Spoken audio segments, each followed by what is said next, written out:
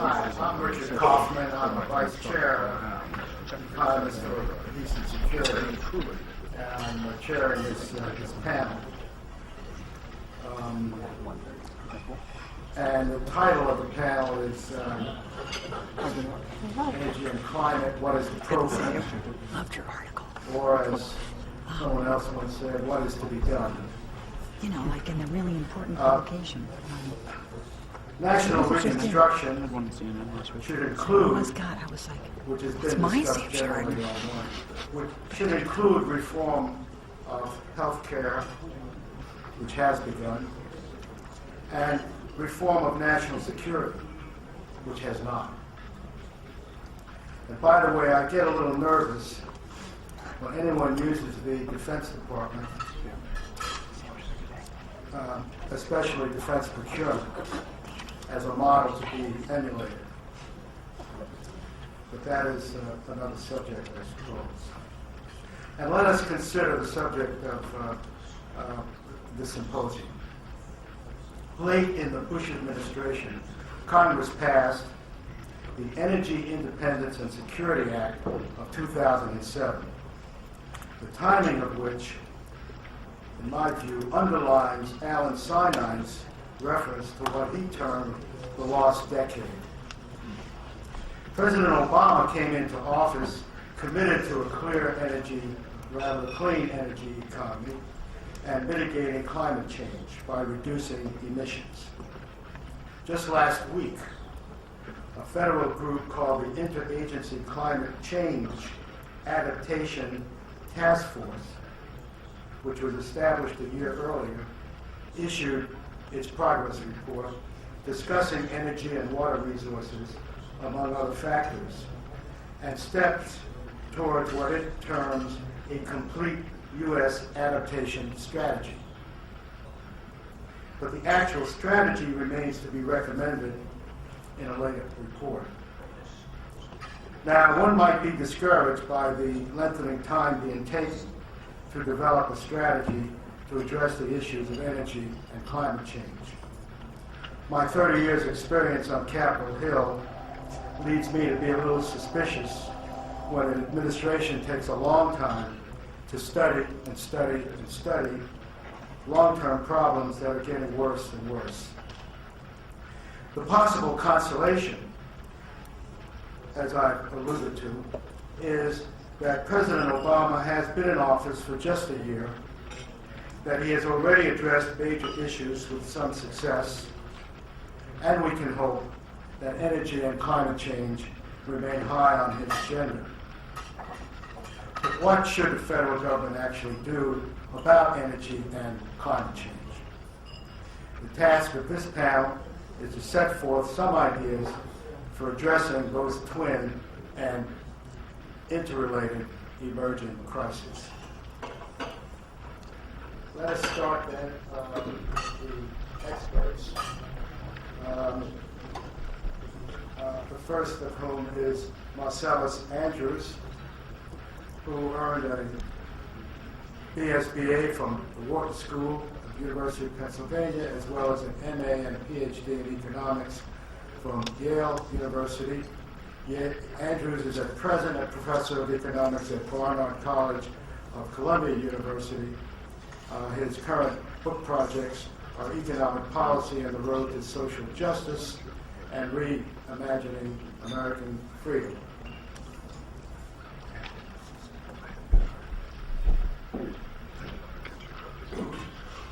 All right. Professor Billmus, Mr. Berman, have set the plate nicely for the things I'm going to say in the next few minutes, as indeed has everyone who's spoken today. That's a good thing. So if you don't like what I have to say, you can just forget it. I want to talk for a moment about uncertainty risking climate pricing. Now, let me just summarize what I hear all the time. I'm not an expert, by the way, on much of anything aside from perhaps cooking chicken vindaloo. I got into this game, the climate game, after I left New American Foundation. I needed a job. I went and hung out with the insurance companies, and my job was to be an economist and try to think through some of the things those folks dealt with.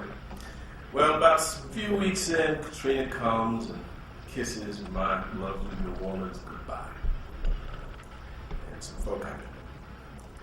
And ever since, I've been trying to think about things. Now, while I was hanging out with the insurers, while it was clear that these insurance companies were spending all their time trying to muddy the waters and how we all thought about climate change by talking about how scientific uncertainty made it necessary for us to study until we knew enough to then maybe actually do something. When they closed the door, they were saying, oh my God, what are we going to do? Scientific uncertainty means, if we're being practical insurers, that we actually need to prevent the worst case outcome. Very interesting. Since then, as I've been doing a little bit of work, and I listen to the debate on climate change, here's what I hear. On one hand, in order to deal with climate change, we need to get the price of carbon right? Whether it's a carbon tax or a cap and trade or a cap and dividend, we need to get the price of carbon right in order to give people incentives to use less carbon, in order to give producers and innovators an incentive to come up with alternatives. The second thing we need to do is we need to expand the energy portfolio to make sure that we have enough capacity for the different kinds of energies in order for us to go ahead and both have a different growth model for the United States and other parts of the world, as well as to add adequate energy supplies for whatever we want to do. The third thing we have to do is invest in mitigation, because we know that the current carbon load is going to lead to multi-decade climate crises of the sort that Mr. Berman talked about. You don't ever have to have an agreement on the long-term, multi-century rise in mean temperature of this planet, nor do you have to have scientific and technological agreement on the structure of the nature of the nonlinearities that will generate all the crises in different parts of the planet to know that we have problems. So we have to invest in mitigation infrastructure. And we have these debates, and I'm getting terribly frustrated, in part because I hung out with the insurers. Here's where I get frustrated. I get frustrated because one of the things we know, given what Mr. Berman told us, we know, for example, that had Katrina gone further west, because initially Katrina was scheduled to go west and visit Houston. It wasn't supposed to go east of New Orleans. It was supposed to go visit where he's talking about. Everybody knew among the insurers that had Katrina gone west, we'd be talking about 500,000 dead people. We'd be talking about a region that completely destroyed, as well as incredibly high energy prices and things that we actually don't want to think about. We know that one of the things we have to do is not only get the price of carbon right in dealing with climate change, what I want to talk about in the next 5 minutes is getting the price of climate risk right. You see, we currently have the largest financial sector in the world is not banking, is not various kinds of asset manipulations and derivatives. It is, in fact, insurance. It is the pricing of risk on people's property, on people's lives, on people's health. Okay? And that mechanism at present is the device we use in order to tell people where they should live and where they should locate their factories and whether they should go someplace else. It's too risky to do. Now, again, hanging out with those insurers, we know that those insurers, if you look at the behavior, they don't sell insurance in Louisiana anymore. At least not all of Louisiana. They don't sell insurance, homeowners insurance, increasingly in Long Island. Because those insurers know that, in fact, we're the second most vulnerable place in this country in terms of medium-term, multi-decade climate risk in terms of hurricanes and large storms. The first one, of course, is Miami, not New Orleans. That was number 5. The second one was Long Island. The third one was New York City. Okay? Houston's number 4. For windstorm risk and hurricane risk. We know that the mechanism we have at this point, private insurance, homeowners insurance, various kinds of property insurance, various kinds of business insurance, does not and indeed cannot manage these kinds of risk. Yet we know that given that these prices are currently wrong, and I'll give you an example in a second, that in general these risk prices are too low, right? Or that the risk prices are too low, or that insurance is provided by public sector entities that actually take the load of this insurance in order to make it possible for people to live in certain very high-risk places. One of the difficulties we have is that the failure of this market pricing mechanism is going to, on the long term, lead to vast risk exposures of very poor people. The point was asked, the gentleman to my left asked at one point, what are we going to talk about poor people? What are we going to talk about people who are getting hurt? This is an example. We currently have a risk insurance system in pricing homeowners insurance and other kinds of insurance in very high-risk climate areas, areas that we know will suffer. Even if we can't agree about long-term climate change, areas that we know the carbon load will threaten as this carbon works its way through the system and the planet warms up and storms get worse. We know that large numbers of the people in these areas, in the state of Florida, in West Texas, in southern Louisiana, along the Alabama and Mississippi coast, all the way up through half the state, given the low-lying areas of the state and the weird way the water works that way in that part of the state. We know that large numbers of these people, when these storms hit, are going to be sick or be dead or displaced permanently. Further, what do we also know? We also know that a state like the state of Florida, for example, the state provides homeowners insurance. Private insurance companies do not. The state does. What is pledged for this homeowners insurance against climate risk? The state budget, either current state expenditures or future borrowing. As a consequence, what are we talking about here? We're talking about climate risk being managed by the state, essentially pledging revenues for education, health care, job training, or anything else against the possibility of a major storm coming through. This is also true of the state of Texas, with the Texas Windstorm Authority. In the circumstance where they have much larger windstorms, a state like Texas, and of course, hurricane. This is a crazy way to do things. One of the things we need to do as a society is make a very serious decision. At present, insurance, the way we price risk is based on charging the homeowner a risk-adjusted price and or using public policy or particularly using public resources to provide a backstop to insurance companies or, in fact, to provide insurance directly through the private sector to people who own. The people who are exposed to climate risk and who are not insured, which is the poor and working classes in large parts of the regions we're talking about, particularly in the Western Gulf. These people are largely exposed to life-destroying storms by our current model. Hence, my proposal. An essential part of any climate risk management strategy is essentially to let the market work. Now, I know that's a controversial thing given that we all know that markets don't work. And that they work, financial markets particularly work very badly. But here's my argument. At this point, the Gulf Coast, Long Island, Florida, these are dangerous places. They're dangerous in terms of climate risk. They're going to get more dangerous. We know that. The market signal that insurance companies send if they're not monopolies or they don't have state governments in their pocket, the market signal they will send is that we will not insure you, meaning you shouldn't live here because it's dangerous.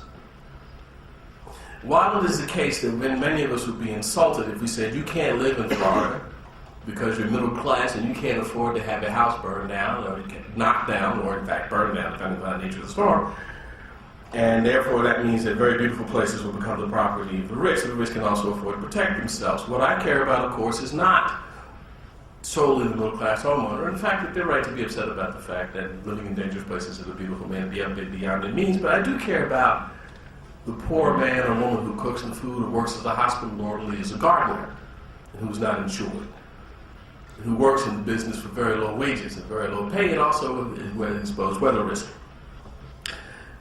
As a consequence, what we're going to have to do is we're going to have to not just price climate risk, but we're going to have to price climate risk in a progressively steeper and more stringent fashion as we come to understand, given the escalating power, not just of storms and windstorms, but of course the life insurance problems and the health insurance problems associated with a warmer planet and disease vectors as diseases that are currently tropical move north, as forms of munchy little termites, for example, come up and eat your house in all sorts of funky ways.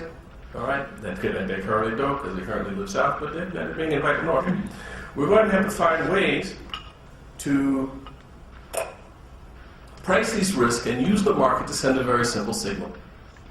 The simple signal is this. For men and women who own property in all these regions of the United States, including Long Island, it's dangerous to live here. It's not only dangerous for you to live here, it's dangerous for you to live here and then employ somebody who is too poor to buy the insurance you get. We will therefore marry market mechanisms that will properly price risk, and there are ways of doing that given the computational capacity of modern risk management techniques. We can do that. We will marry that to public sector initiatives made perhaps to make places affordable for middle class folks, which I certainly hope to do, but we will do this and we will therefore make it possible for you to live in certain kinds of places with certain kinds of property protections, certain kinds of property protections on your property and your person. But we're going to do that in a way that is safe for everybody in your community. We're going to also do that so that when we make the infrastructure investments we have all talked about, those investments make sense. We don't want to put ourselves in a position where we're making large number of infrastructure investments to secure property and business profits in regions of the country exposed to greater and greater climate risk, and thereby invite larger and larger populations of vulnerable people. That is the structure of most current climate debate because it doesn't think through the insurance question or the link between scientific uncertainty and climate risk. My suggestion, therefore, to the Obama administration would be that a proposal by Howard Kunluther at the University of Pennsylvania that essentially requires compulsory natural hazard insurance be paid by all business persons and homeowners and anybody with property. Business persons in particular, because we must make people who provide jobs take account of the negative externalities generated by the fact that they will then employ people who may not have any alternatives, but in that employment relationship, one side consequence of that employment relationship is exposing large numbers of poor people to climate risk. This proposal by Kunluther is very well known. It is very controversial. It includes getting rid of all state backstops like Florida's Homeowners Insurance Authority, precisely because as we cast current policy, we have a vast financial apparatus that systematically misprices risk, that puts people in harm's way, and that uses public resources to backstop providing claims that in ways that might actually worsen economic opportunity for large numbers of populations. We simply cannot do that. That doesn't make any rational economic sense. It doesn't make any risk management sense. I fear that as a society, and as we think about climate change as a very long-term problem, we will not price risk in such a way that Mr. Berman's excellent proposal will be a benefit to large numbers of people he cares about. If you don't price risk, then all the infrastructure reconstruction projects that we're talking about won't matter at all to the lives of millions of people. We got to do this. Thank you.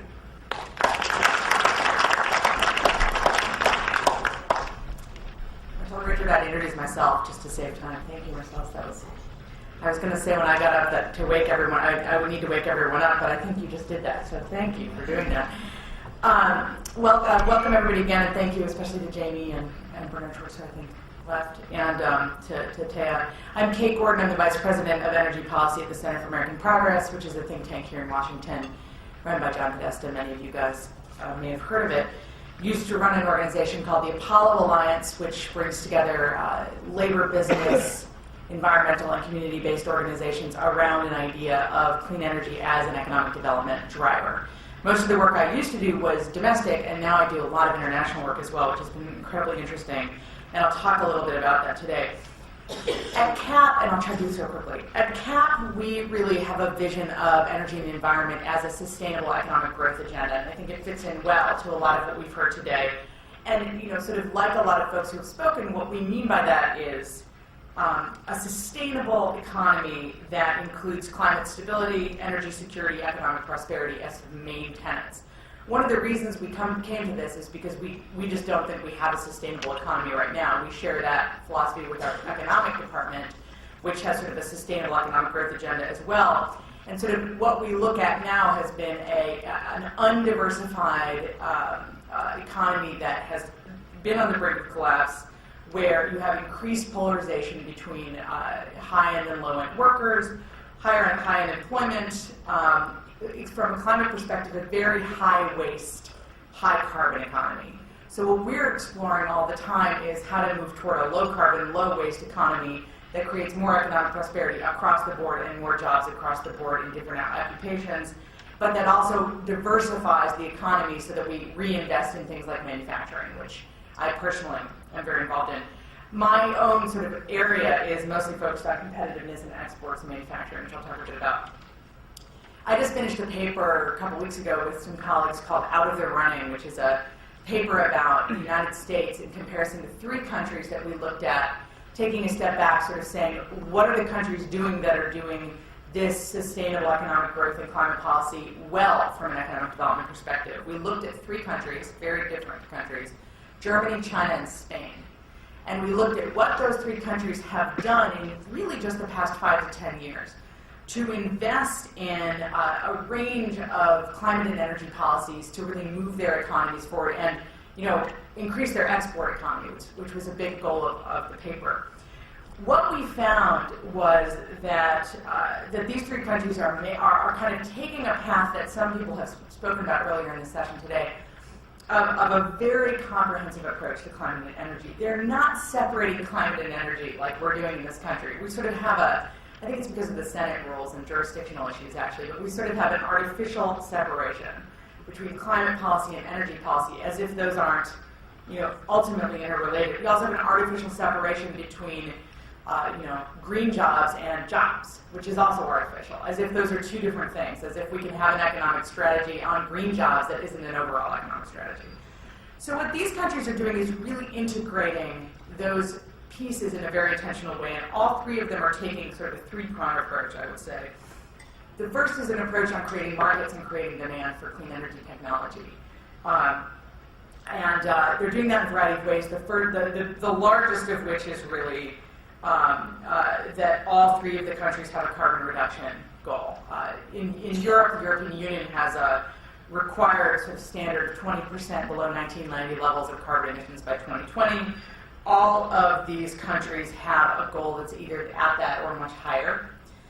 So Germany and Spain. China, interestingly, has a goal of 40 to 45% decrease in its carbon emissions by 2020. Most people don't know that, but people, you can say what you want about China and whether you believe them, but that is the goal, and we see a lot of action in that direction. They also have, every one of these countries has a renewable electricity standard, everyone has an efficiency standard, everyone has strong building codes, kind of along the line. Each of these countries has committed to a finance structure that really helps to spur the private markets again. We've talked a lot about this today. What is the government role in doing this? Each of these countries has taken a different approach.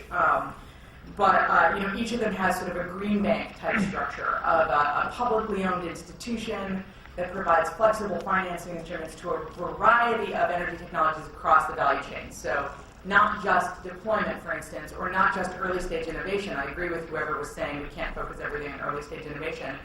But invention, production, commercialization, deployment, and then maintenance, operating maintenance. So across the value chain, across a number of occupations. And third, each of them has a significant commitment to infrastructure. Whether that's the grid, the smart grid, integrating renewables into a grid. In China, of course, the high-speed rail system is just, the scale is just incredible.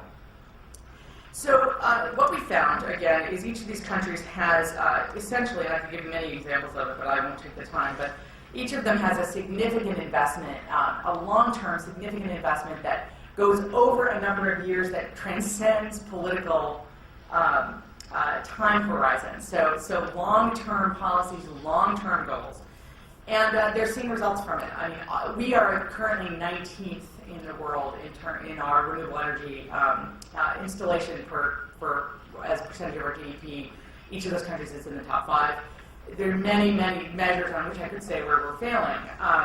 but I think everybody sort of talked about it here earlier. The other thing that many people don't include in their analysis of these countries that we put under infrastructure because we think it's sort of a necessary part of the foundation is workforce policy. Each of these countries has a strategic policy of training workers for the industries that they're trying to create, which is sort of interesting. It's somebody was saying earlier we have a real bias against talking about the distribution of wealth, which we do. We also have a real bias against talking about what we call picking a winner in this country. It's very interesting. If you look at China, Germany, and Spain, everyone has a national strategy on clean energy that has identified, kind of done economic development 101, identified growth areas in the country based on existing strengths and decided to build up those sectors and decided to train people for building up those sectors. In Germany, it's wind. Most people know this. The wind sector is great for Germany. It's perfect. It's high tech, big machines. A lot of the existing manufacturing infrastructure works for it. They have a lot of trained workers. It's a good place to be in the region to export a lot of large wind turbines. They've just gone, I think they've had a 75% increase in the number of people employed in the wind sector in the last 5 years. In Spain, it's solar thermal. Makes sense for Spain, a lot of sun. Again, large systems. They're trying not to do PV, interestingly. Both Germany and Spain turned away from PV manufacturing, although they had some initial involvement in it because China has really taken over. China now produces a third of the world's PV cells. So China has really taken over that market for a lot of good reason. It's become sort of a mass market, low-cost sector, although some of the earlier in the stage innovations happening in other countries. China's sort of doing everything. I mean, China is China, but they're focusing a lot on batteries, car batteries, because they're building off of their existing, laptop battery market. So what we see, it's sort of interesting. What we see in each of these countries is a really comprehensive look at what they already do, why they do it well, a look at how to do financing and investment and infrastructure and workforce in order to capitalize on what they do well and do more of it, and long-term strategies to do research and development to keep doing new technology and not just stay where they are. What are we doing in the United States? Very simply, almost none of this.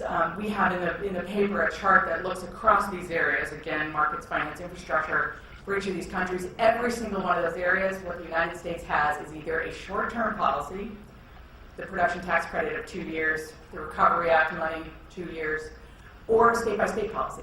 And as Governor Rendell said, the state-by-state policies are often great, but 50 or 26 in this case, state-by-state RPSs don't add up to the kind of national demand for these kinds of technologies the manufacturers I talk to say that they have to have in order to keep things on their factory floor, in order to know there's a guaranteed market, in order to get financing from the banks. What they're having to do is sell into other markets, like Germany, Spain, and China, and mostly what they're doing is trying to do that from here for a couple of years and then ending up moving. So we see that over and over again. It's harder and harder to build up an inventory here and export it to another place, especially an inventory of something like wind turbines, or solar thermal systems, or large geothermal systems. So what do we do? I'm not as pessimistic as Governor Rendell about federal action, so I'll talk about it a bit. But I mean, my background's I'm not an economist, but I have a regional economic development background, and so I sort of come to this from what do we do in economic development at the state and local level? Again, we look at what works. We look at where we're strong. We still do 25% of the world's manufacturing. Yes, our productivity gains have meant that the job loss is high. We still do a lot of manufacturing. Go out and look at what we're doing manufacturing in, and you'll see that we have strength in certain areas. In the energy field, where I'm most knowledgeable, 2 areas. Three. One, big systems, hard to transport, where the cost of oil and the volatility means the transportation costs are a real factor. Turbines are probably the big one everybody knows about, but also geothermal. Interestingly, we make 90% of the geothermal systems we put in place in this country. 2, interestingly, energy efficiency products. A huge percentage, over 75% of the installed energy efficiency products, whether it's HVAC, HVAC systems, combined heat and power, all the way to insulation, most of that's domestically made. I talked to a guy at Owens Corning about this, and it turns out it's for a couple of reasons, but you look at attic insulation, it's cheap to make, it's expensive to ship, because it's so cheap and so bulky. But he also says for things like HVAC systems, that you want to be close to market because you actually want to have a relationship with the seller and the consumer. It's unusual. It's a building supply thing, but Owens Corning says most of their markets are domestic. So they have domestic manufacturing all over the world. The third area that we're still good at, and we're losing this, and I would really point to this as an important area, is early stage innovation in the beginning stages of manufacturing. So that sort of pilot stage to commercialization phase of these technologies, we're losing. We have an advantage. We have an advantage in this. There's some great research. Erica Fuchs out of, is it MIT? Carnegie Mellon has great new research about the relationship between innovation and manufacturing from an engineering perspective and how future stages of innovation in a technology really come from proximity to manufacturing. It's fascinating. What she says is we're losing that because we're not investing in it. We're not directly investing in that commercialization phase. China really is. So China is basically getting folks here who have just licensed or developed a product, getting them to commercialize in China, dealing with, basically importing all the engineers so that they can have that same life cycle benefit and then doing the further stages of technology. We are losing that piece, which is a huge problem for us. So what do? I say, we look at what we do well. We look at those things we do well or where we have an advantage. We take a comprehensive approach. And at CAP, we really argue for a couple pieces of that immediately. I think there's sort of a big theoretical piece of it about actually having a strategy. I mean, every one of these countries has, you could get on the web, the national clean energy strategy for each of these countries. We don't have that. So having a strategy would be good. But cap and price on carbon, changes the economics of all of the things we talked about. Every one of these countries basically has it. Look at the countries that signed Kyoto, 33% increase in clean energy technology patents and license applications. And at the same time, U.S. and Australia, no measurable increase. So it does have an impact on innovation and on the long-term demand and then the long-term manufacturing. We'd also say, renewable energy standard, efficiency standard. We've been big advocates for a green bank, a flexible financing instrument that would be independent from DOE, but would have a relationship with the federal government that could provide better incentives and guarantees and market certainty for private investors. And we've been big proponents of a bill called Impact, which is a shared ground bill that would put direct incentives for retooling manufacturing facilities and helping to retrain workers and doing some of the industrial efficiency that those firms need to succeed. So those are three things. There's a host of other things, but really the comprehensive approach is just absolutely necessary. And I'm being told I have time. The last thing I'll say is I just talked to a guy who runs a company called Coda, which is doing battery manufacturing in China for electric vehicles. They are an interesting story. Yes, they're doing battery manufacturing in China for electric vehicles. 30% of their manufacturing is in the United States because they've found that China does not have the capability of doing the basic car parts and the tool and die parts that they need. They're also importing early stage technology, early stage battery technology from entrepreneurial companies in the United States. All they're doing in China is assembling the batteries essentially and doing the basic piece of the battery manufacturing. It's a fascinating story. Why are they doing it? Because China gave them manufacturing facilities free of charge, among other things. And then they've also got all the infrastructure. So it's not all happening overseas, but it could all happen overseas if we don't take a really comprehensive approach. Thanks.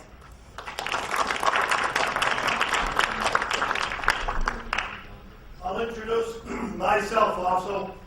Can you make this work? My name is Charlie Hall. I'm the only natural scientist, I think, here.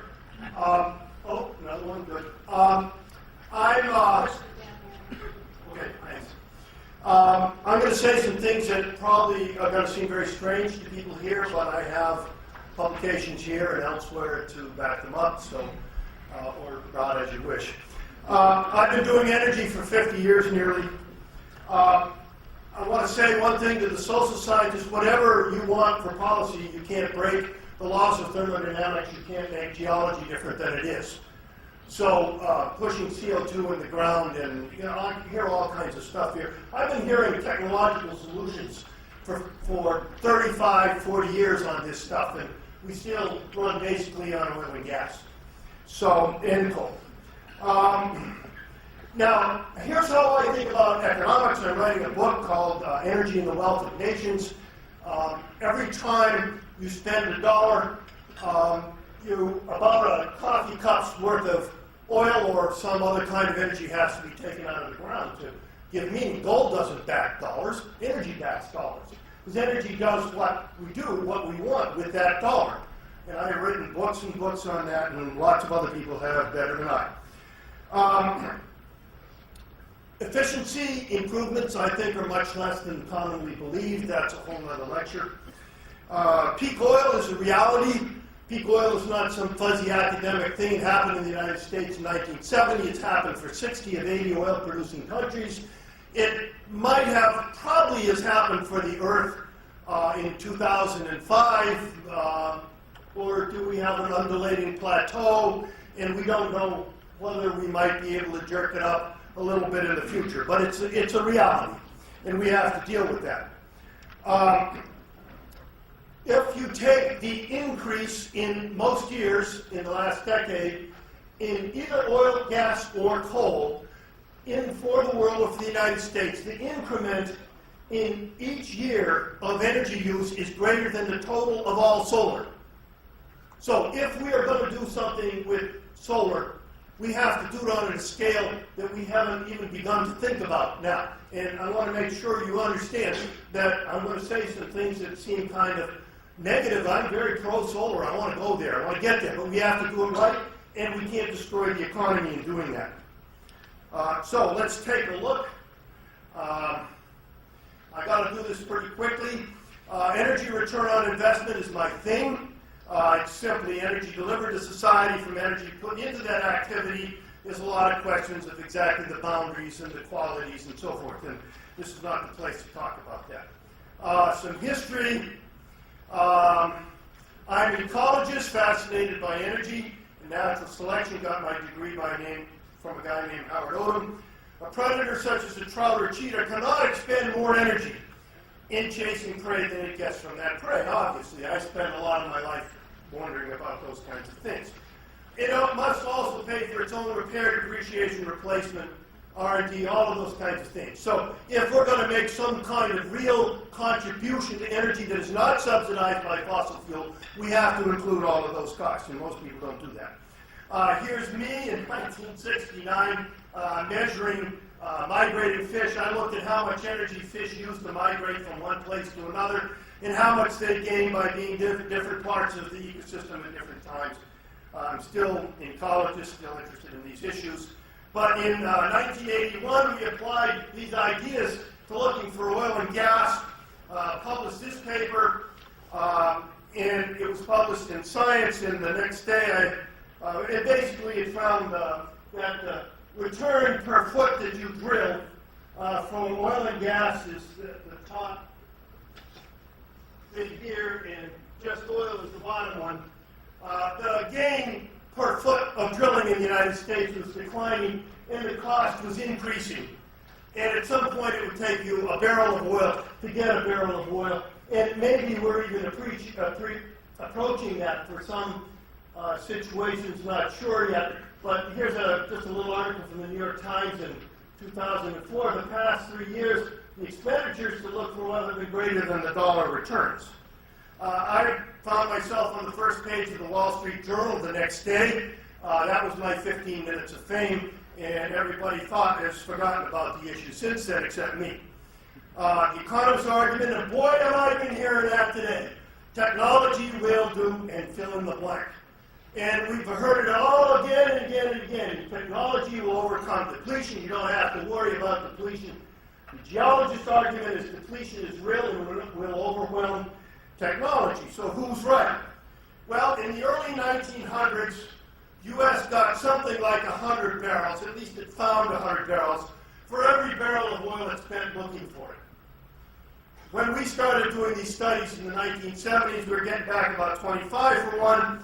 Now we're getting somewhere between an 11 to 18 for one in 1990s, and maybe our most recent data indicate it might be going down about 5 to 1 for the U.S., it's declining at about twice that rate for the world as a whole. We published on all of these things. Why? Best first principle. humans use high-quality, low-cost resources before low-quality, high-cost resources. Everything we're talking about going to these alternative energies are low-quality resources from a thermodynamic perspective. There's a best to worst ordering of resources. So here's the old days, Spindletop in Texas, 1901. 18 million barrels a year from a trivial investment. Now, we can still get a lot of oil. This is Thunder Horse. This is a state of the United States tail at the moment. It's a really good oil platform on a really good, the only decent oil find we've had since 1968. In fact, the world hasn't found any significant oil since the 1960s, really. And so, but this is, you get a lot of oil from this, but the investment is huge. And when Katrina comes along, then you've got to pay for the energy cost. Every time I hear cost, I say energy cost, because every single dollar cost is an energy cost. So what's the cost of fixing that? So why are we getting lower energy return on investment? Well, we found and used up the best oil fields. It's didn't take a lot of geology to find East Texas. And here, in fact, is East Texas. This is the production decline from East Texas. It's history. That's our second biggest oil field. Here's our biggest oil field, Prudhoe. Same thing. All around the world that's happening. We wrote about this in all kinds of ways back in the 1980s. All of this stuff is out there. Limits to growth. You know, we just published an article in the American Scientist last April. The limits to growth model that a lot of people poo-poo is, as of today, right on target. How many people know that? It's astonishing to me. Okay, how do you do energy return on investment? How do you do it properly? Well, obviously, you've got to include the direct cost, the steel that's used, the helicopters to fly guys out to the oil platforms, etc. I'm sorry, this is the direct here. And the indirect that's used to make the steel that's used to run these rigs, etc. Should we include the environmental impacts? Big questions on that. In the numbers I'm giving you, we don't do that. Good.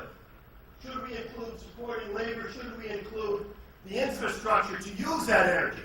So we have some papers in here where we try to quantify those things for the United States. And we decided to have a minimum of our society, we need an energy return on investment of somewhere between 5 and 10 to 1. Especially if you want education, healthcare, stuff like that. So we've heard about corn-based ethanol this morning, and there's a lot of argument about whether energy return on investment for corn-based ethanol is above 1 for 1 or below. In other words, if it's below, you use more energy to make the fertilizer and drive the tractors and whatever to make the corn and the ethanol than you get out of it. Or maybe you get as high as 1.6 to 1. And this is what the argument's been. But that argument is ridiculous. Because they're all here compared to real fuels. Real fuels have energy return on investment of 20 or 50 to 1. So most of the biological alternatives that we have, and we have no cellulosic ethanol production facilities. But why do people say these things? So you got to figure out what these things are in reality and compare them to real fuels. Now, I apologize that this is a bit complicated, but this is the essence of the future of America. This is the quantity of energy that we use. We use about 100 quads in 2005. Exajoules, if you like scientific notation. Here is the quality, at least as derived by energy return on investment, probably with minimal energy costs, no environment, etc. So as I said, in 1930, we were getting about 6 quads and with energy return on investment of 100 to 1. 1970s, when we started working on this, here's our peak in 1970, we got about 24 quads and an EROI of somewhere around 30 to 1, 25, 30 to 1. And today, we're down here somewhere, we're actually a little further in this direction by 2010. And you can look at all the other things. The reason coal is so attractive is it has a very high energy return on investment. And hydropower is pretty good, but we've used the best damn sites. Firewood, I heat my house in Syracuse, New York with firewood. Not too bad, but this is the limit that we probably can do with firewood. Wind turbines, 18 to 1 or so. If you don't include the backup systems or the extra wires, you have to be able to tie them together because most of the time the wind isn't blowing enough. Photovoltaic, 6 to 1 maybe. The point is that biodiesel, gasohol, tar sands down in this corner. The point is most of the alternatives are down here. Bad on both the quantitative and the qualitative indices. And we need something up here. And can we do that with all this technology people are talking about? I don't know. But we have to subject it to this kind of analysis. Environmental, here's getting oil from Louisiana in 1930, took out all of these salt marshes, so when Katrina went through Louisiana, instead of being slowed down by the friction of the salt marshes, it was accelerated by the hot water here, went in and did more damage. Already, huh? All the way, well, I'm going to do one thing. EROI will strongly affect net economic growth, cost of government, ability to pay back debts, and all of our economic theories were derived on this part of our energy curve. This is where we are here. All of our energy problem concepts are having trouble. Here, probably where we're going. So what kind of economics do we need there? And just to end up with this, one more minute, is that if we look at the economy, which produces GDP, we call it the cheese slicer model, and the GDP goes into investments or consumption. Consumption is staples, or discretionary investments are energy, the top blue, infrastructure maintenance, or discretionary. We all like discretionary. And we look at 49.70. Look what happened in the top during the 70s when the price of oil, when we had the first oil crisis. See how the blue gets thick and the red gets thin? Reduce wage, got it? It will impact foreign workers hugely. We cannot afford market economics to guide our future. And it's a great time to think about redistribution. Thank you. We can predict the Dow Jones from the energy use. Inflation corrected Dow Jones from the energy use. And there's a lot more.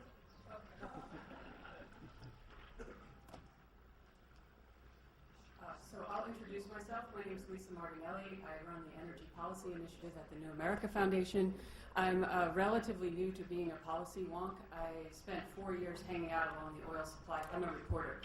I spent 4 years hanging out along the oil supply chain to write a book called Oil on the Brain, and the frustrations of hanging out in oil fields in Venezuela and Nigeria and hanging out in actually natural gas fields next to fracking units in the U.S.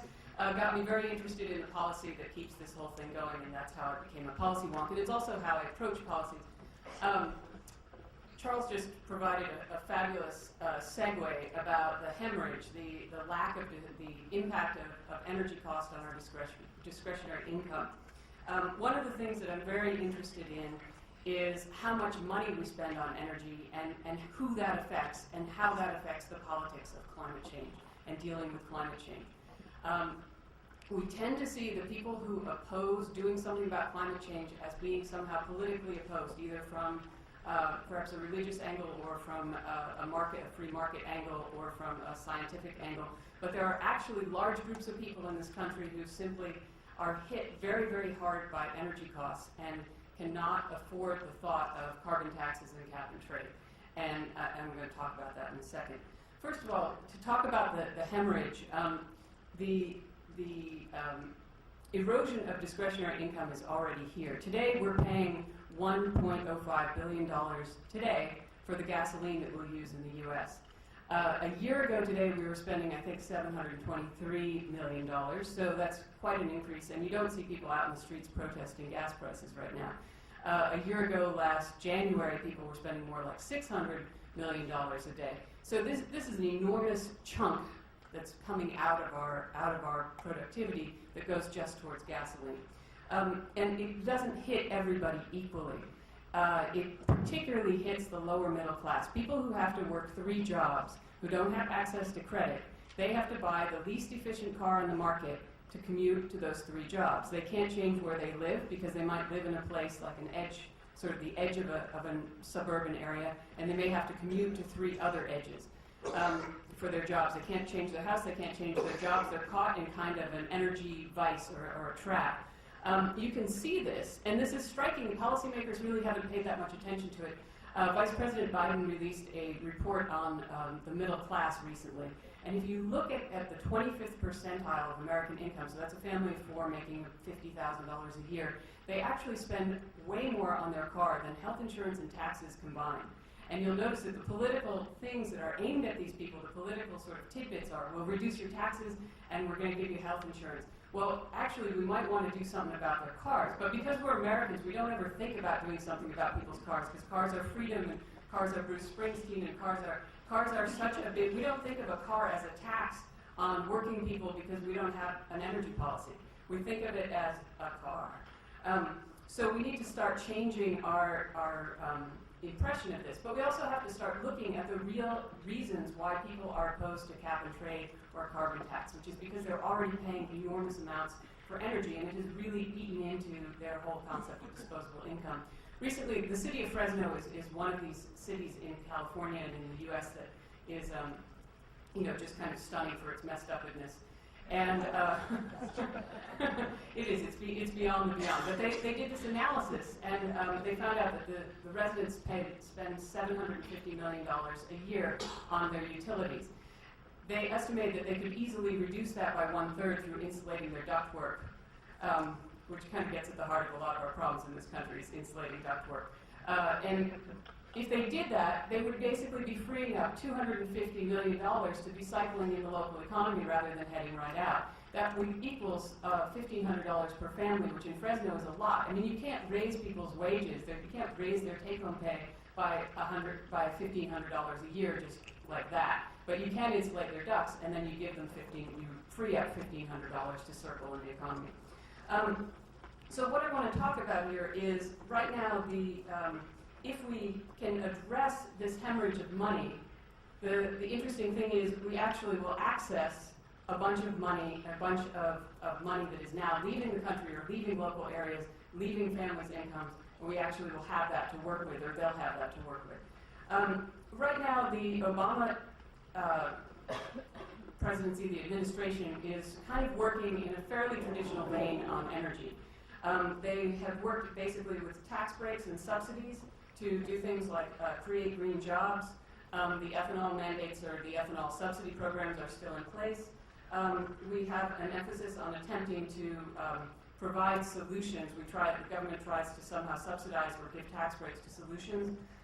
For example, killer technology, we hear a lot of talk about Manhattan projects. We have the DOE funding a lot of projects where they've chosen things like the Tesla that they think are going to be winners. And we also have the new addition of nuclear. In a sense, we're trying to build a sustainable economy on an unsustainable revenue model because we're both offering subsidies and we're also offering tax breaks, and there's a limited extent to which those tax breaks can continue to go on.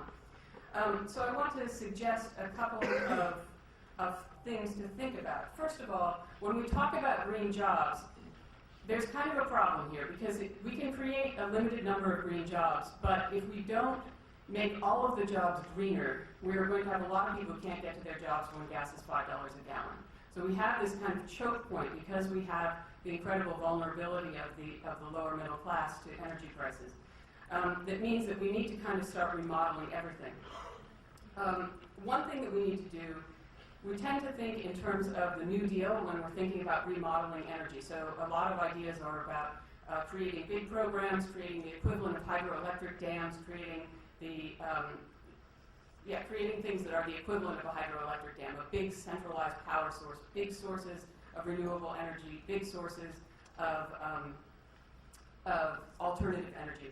So one of the things that we really need to do is to rethink that. When you look at the products of the New Deal, it was hydroelectric plants and it was post offices. And when you look at where the service of the post office is now provided at the back of your computer, basically. A lot of your connections with the world are now done through your home with a plug into your computer and out to some sort of fiber optic or other network. And that's the same thing that's happening with energy. I mentioned the ductwork in Fresno. My energy security is only as good as my neighbor's ductwork. The price of my electricity is only as good as my neighbor is wasting power on a hot day. So, in fact, we now are sort of networked together. We need to start thinking about energy rather than thinking about big stationary sources, centralized stationary sources of energy. We need to be thinking about the energy as a network. And that changes the whole paradigm of investment, because instead of investing in big projects, you want to start investing in people's homes. I need to invest in my neighbor's ductwork. I need to invest in a smart grid so that everybody is paying a fair price for power and is paying for the amount that they use, not for the amount that their neighbor is using, which is what we have now. And we also need to be able to invest in distributed generation. So we need to be able to figure out ways of investing in much smaller chunks of electricity coming into the market and also preventing the leakage.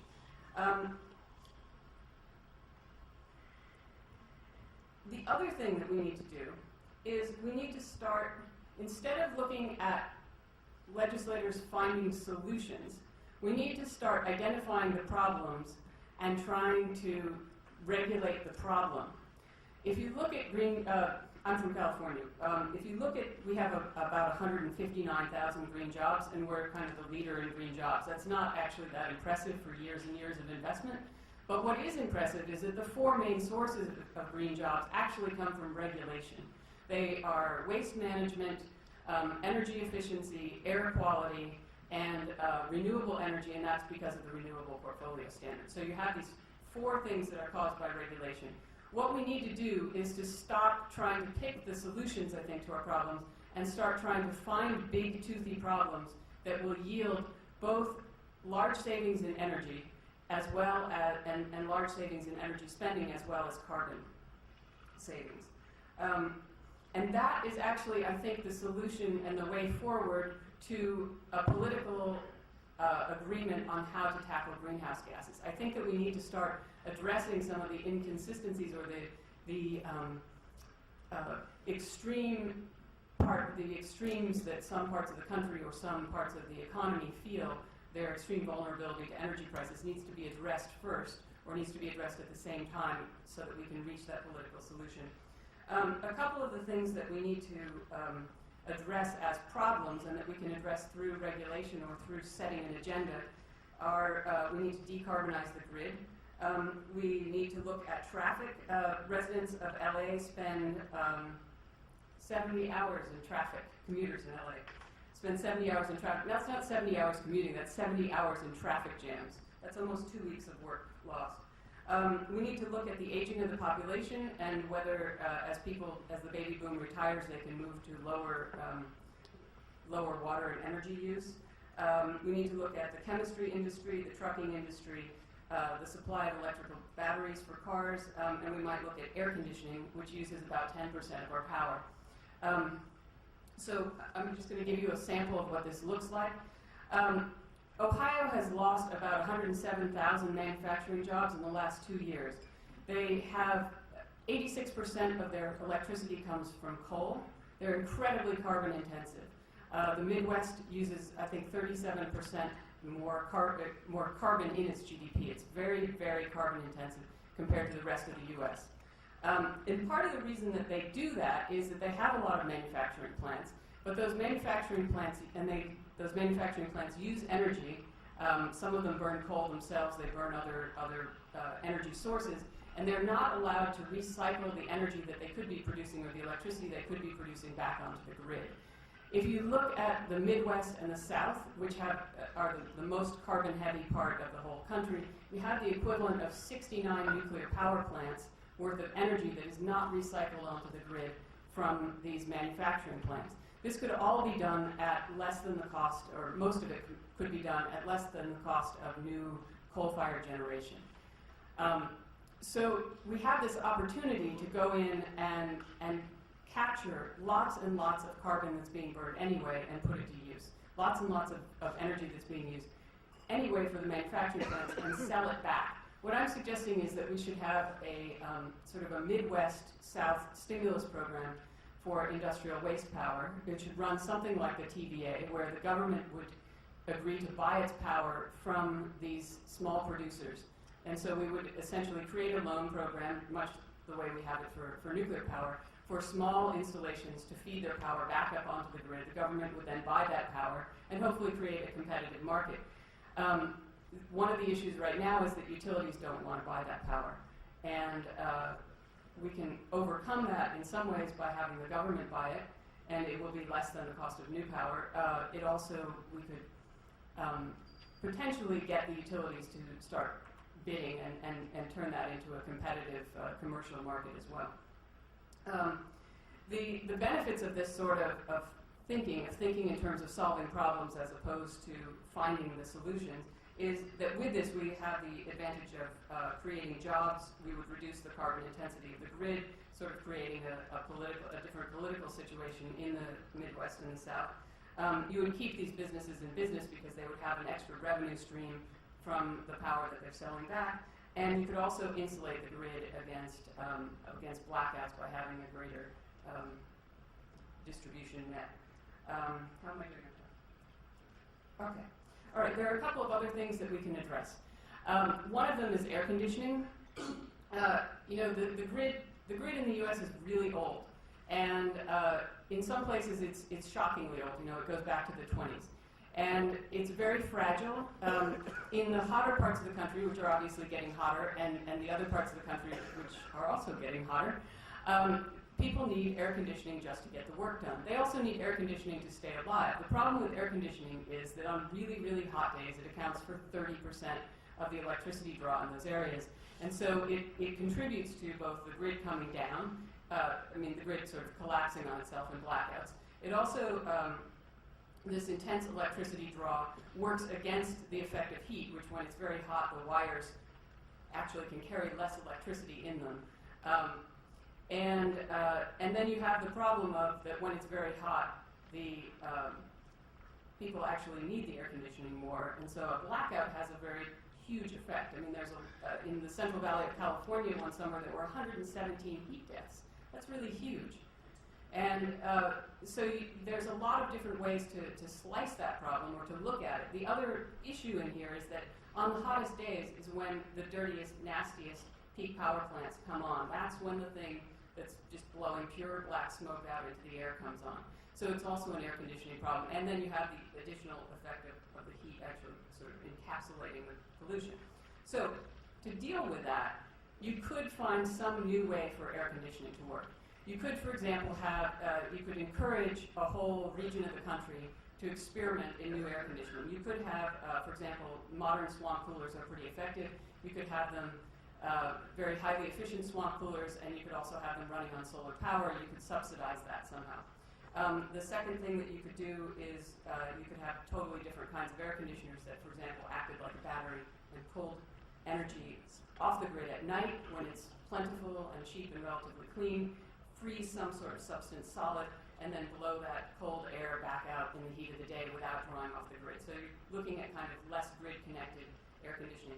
Anyway, if you could just reduce the draw of air conditioning by 10%, you'd be looking at almost the equivalent of all the installed solar and wind that we have in the U.S. today. So you have this thing where we'd save a lot of money, and at the same time we'd be developing a technology that we could export, and at the same time we'd be really biting into our contribution. There are lots of other things that we can do like that, and I think that we need to really start to focus on saving money and on addressing kind of the underlying financial and political concerns of the people who oppose greenhouse gas legislation.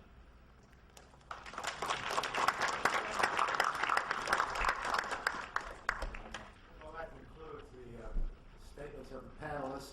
We have time for a few questions. Yes.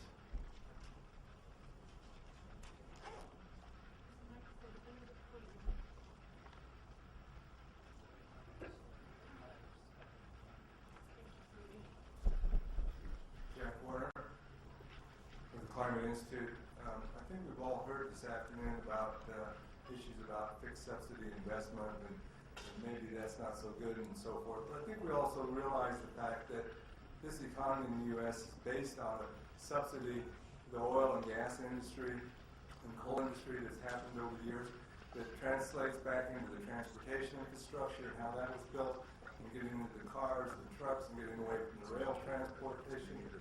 The question, I guess, is why can't we go back and take a look at all these subsidies that were in place to develop that industry and that are still in place, of course, through the support of the wars in the Middle East and trying to protect our oil and so forth, and take a look at all that subsidy that was put in there and see how we can turn that type of a subsidy structure back around to looking at making the same investment in these other technologies and into a new infrastructure and transportation with electric vehicles and mass transit and rail and so forth.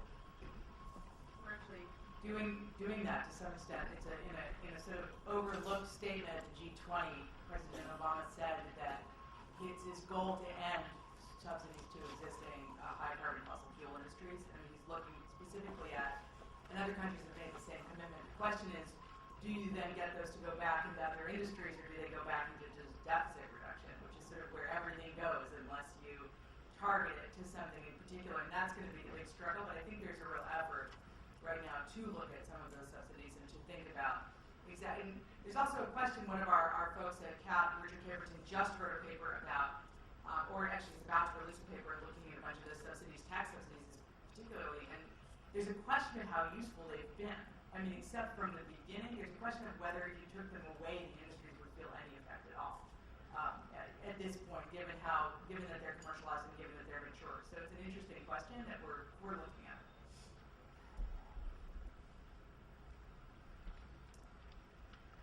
Anybody else want to?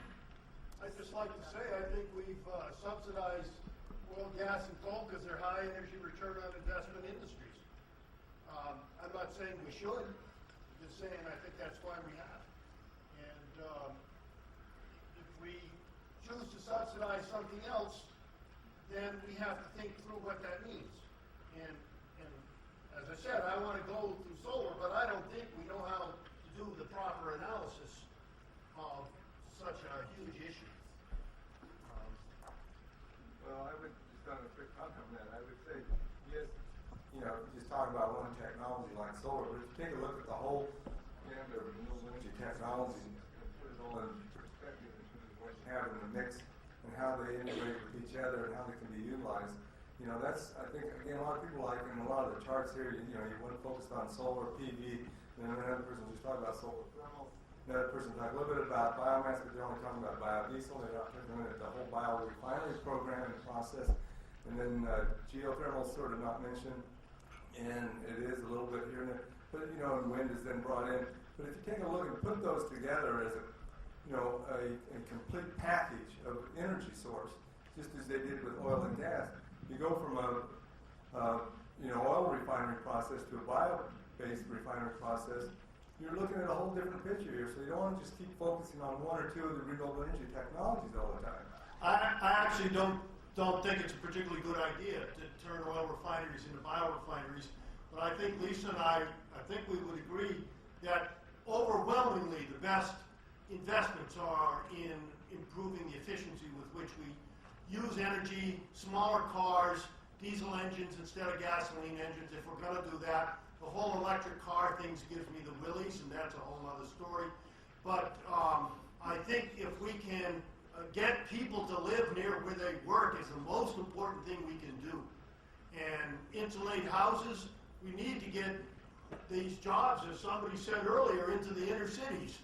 And boy, I can't think of a better way to free oil and gas than to insulate houses with ground-up newspapers in our inner cities.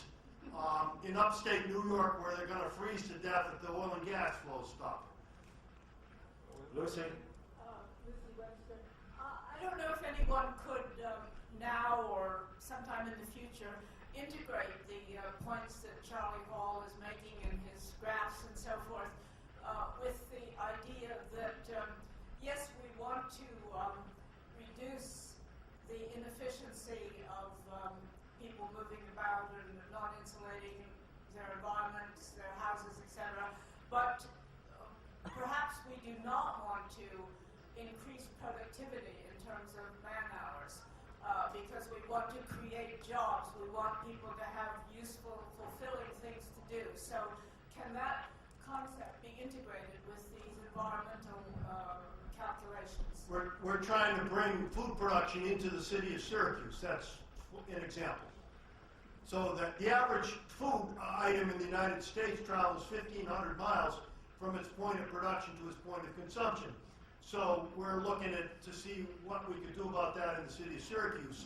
We're taking all kinds of, we have an NSF grant to look at both Syracuse and San Juan, two grants, and try to find out how we can make these, not come up with some alternative kind of fuel, but see how we can run these cities with much less fuel. And I think it's quite possible, but we can't do it, in my opinion. We can't do it with a free market system. We can't do it with advertising.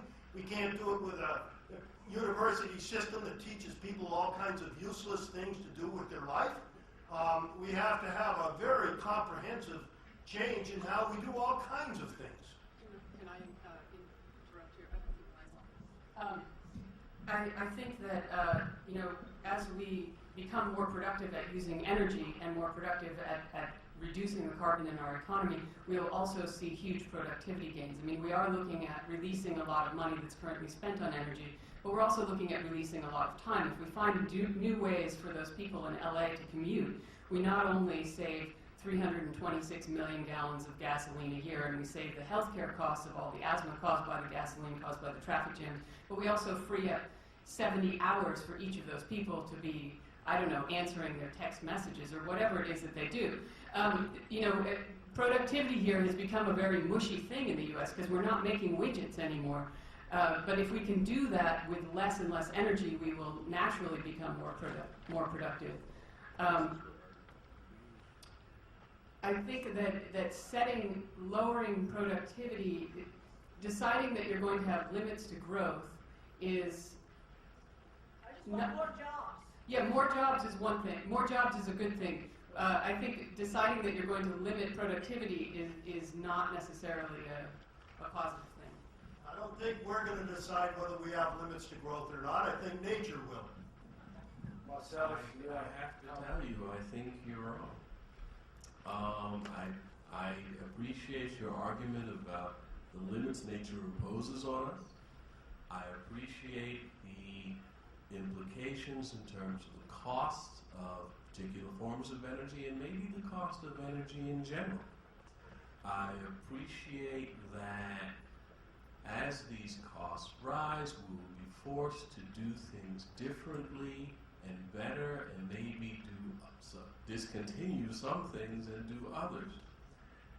Yet it strikes me that the deep, and perhaps I'm marking myself as an econ acolyte, but the deep insight that the economists have brought to the world, that we can find ways to improve our lives by making more and different and better stuff, is not overturned even by these limits. I grant the point that growth as measured by any index, GDP index, is perhaps an illusion.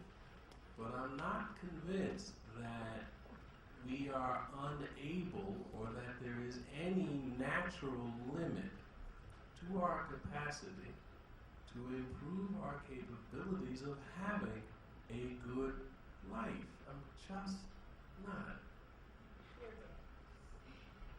Well, I think at this point we have achieved what we set out to do with this symposium, including stimulating interesting ideas and not necessarily being unanimous in where we come out.